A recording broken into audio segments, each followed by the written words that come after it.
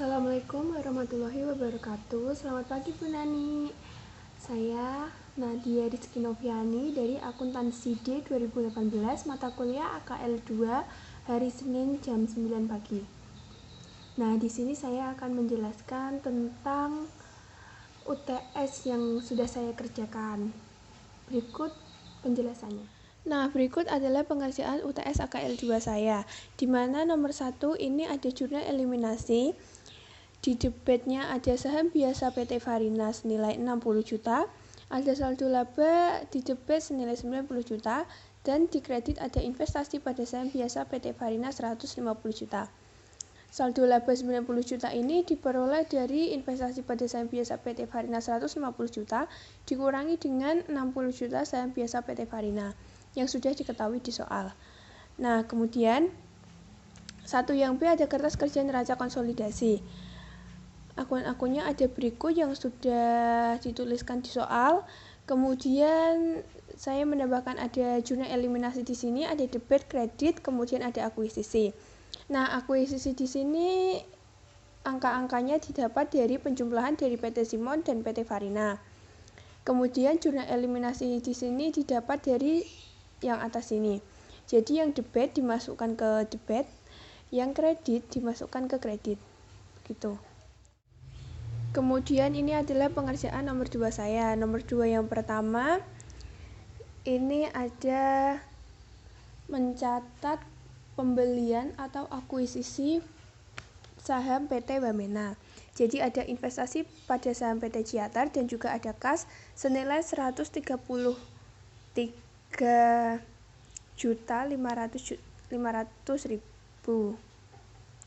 Ini angkanya didapat dari soal.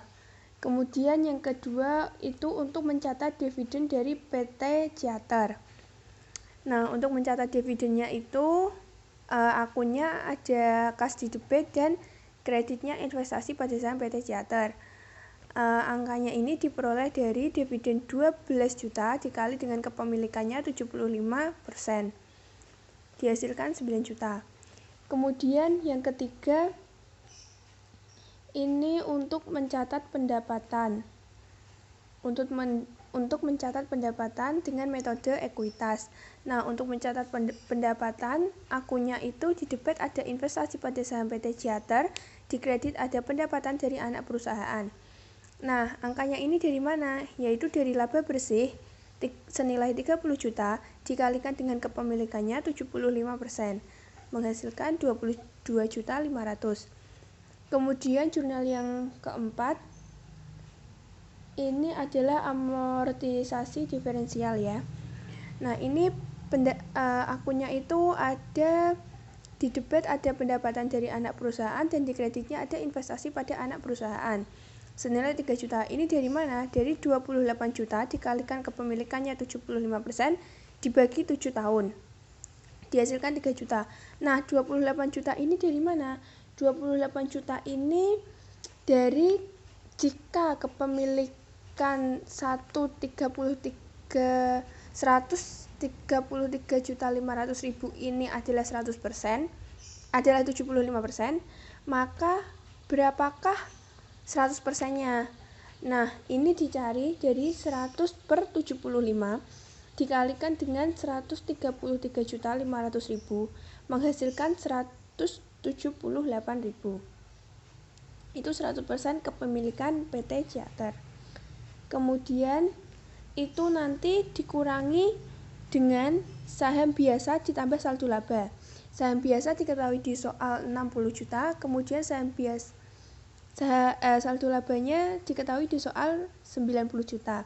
Jadi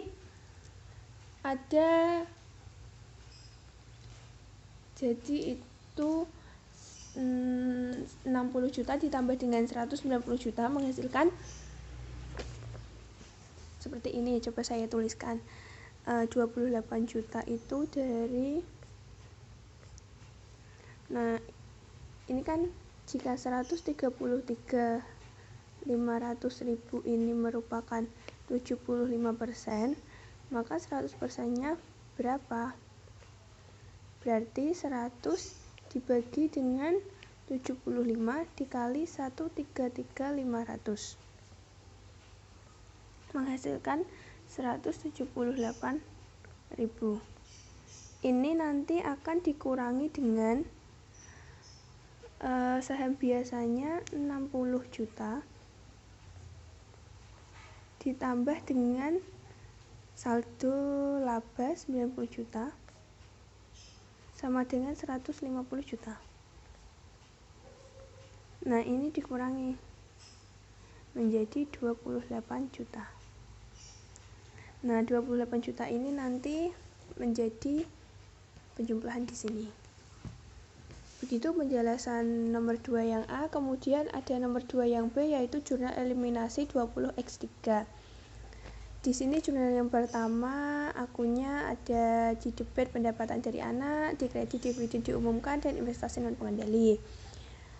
Nah, pendapatan dari anak itu senilai 19.500.000, dividen diumumkan senilai 9 juta, dan investasi non pengendali senilai 10.500.000. Angka 9 juta ini didapat dari sini, dividennya. Dividen kepemilikan 75%-nya dimasukkan ke sini. Kemudian 10.500.000 itu didapatkan dari investasi non pengendali. Investasi non pengendali.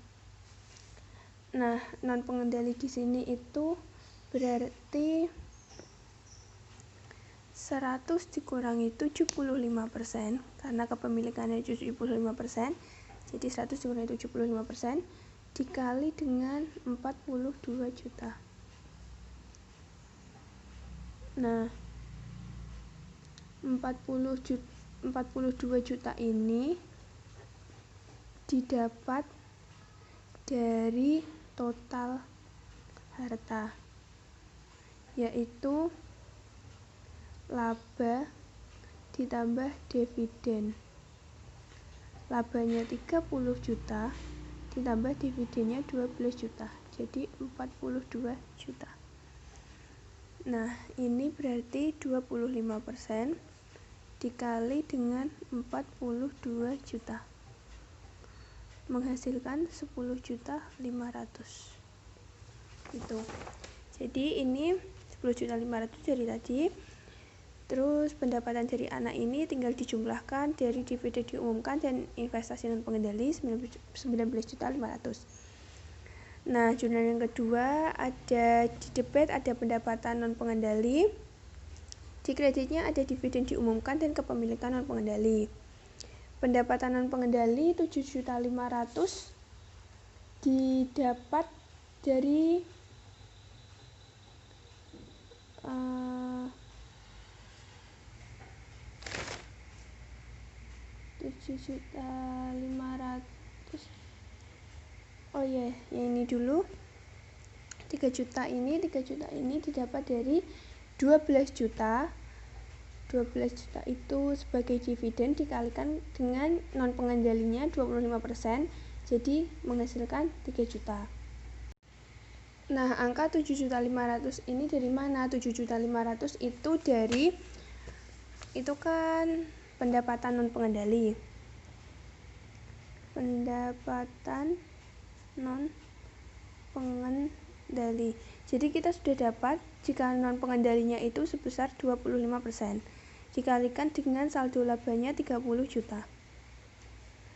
Nah, di sini menghasilkan 7.500.000. 7.500.000 ini masuk ke sini, ke pendapatan non pengendali.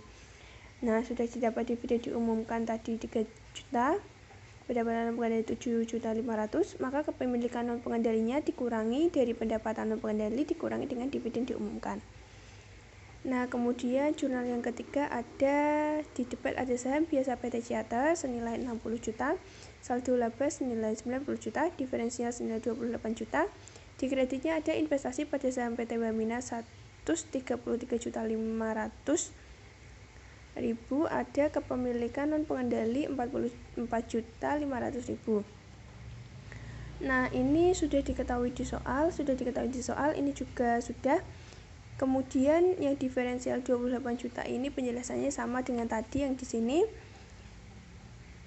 Nah, nomor ini sudah beres. Kemudian ada jurnal yang keempat, yaitu peralatan dan diferensial.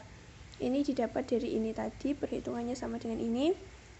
Kemudian jurnal yang terakhir dari jurnal eliminasi, yaitu di debit beban diferensial, di kreditnya akumulasi penyusutan senilai 4 juta.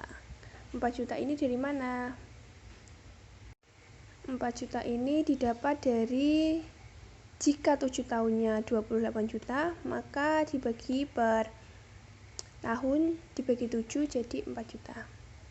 Ya, berikut itu adalah penjelasan jawaban UTS AKL 2 dari saya. Mohon maaf jika dalam menjelaskan saya sedikit kurang baik. Terima kasih.